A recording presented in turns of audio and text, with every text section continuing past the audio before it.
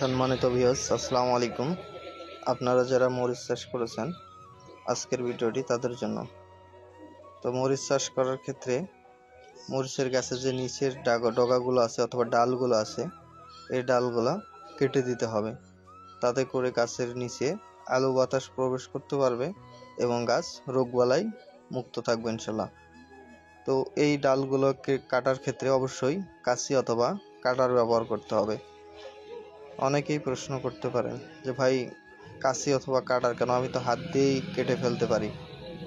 তো ভাই, আসলে অনেক সময় হাতের মধ্যে জীবাণু থাকে, তো সেই জীবাণু যদি গাছে লেগে যায়, গাছ রোগাক্রান্ত হয়ে ধীরে ধীরে মারা যেতে পারে। এজন্য আমরা অবশ্যই কাঁচি অথবা কাটার ব্যবহার করব।